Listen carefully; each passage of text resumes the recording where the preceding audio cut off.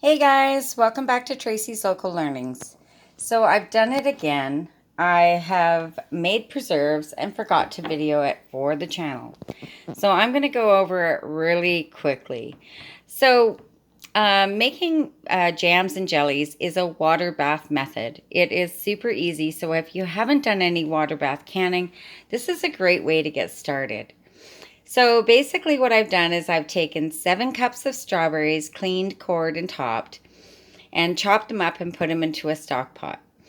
To that 7 cups of strawberries, I added a half a cup of peeled, like you peel a green apple and shred the apple up. And it's about a half a cup I add to it.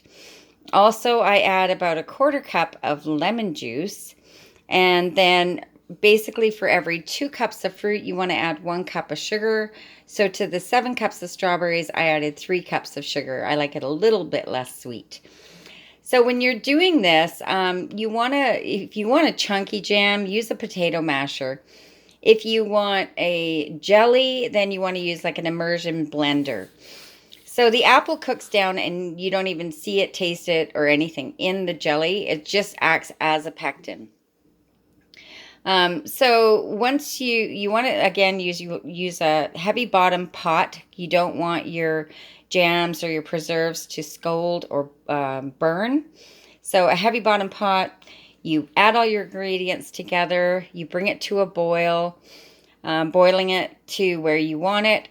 One way to test your jams and jellies to see if it's the consistency that you want is you put a blob on a little plate and you put the plate into the freezer for a minute.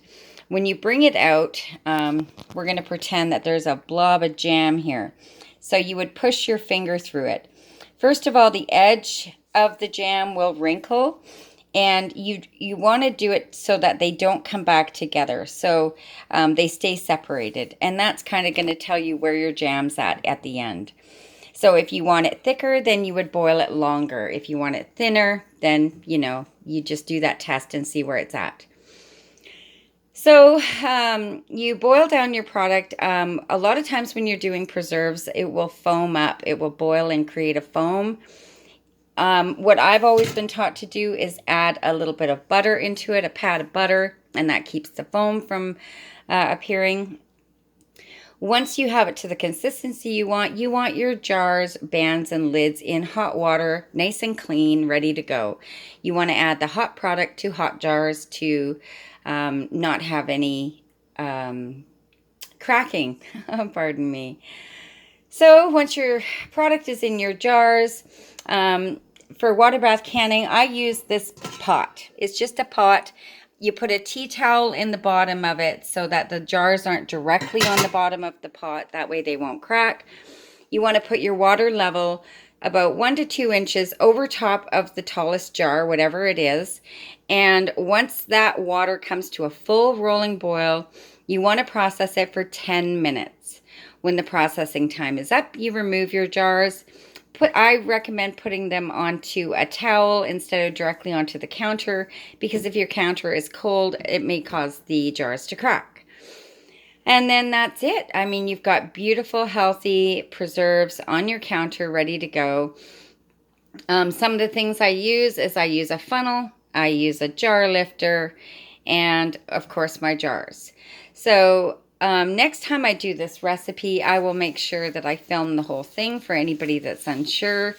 But it is a fairly easy product to make. And this can be peaches, strawberries, whatever floats your boat. Again, you can use pectin or you can use the shredded apple as your pectin, either way. So I hope you guys jump into water bath canning and get some really healthy preserves onto your pantry shelves for the months ahead. Right now the price of fruit's down, so it's a great opportunity to do this. If you haven't subscribed to my channel, please consider doing so. I hope you enjoyed the content. Have a great day. Bye-bye.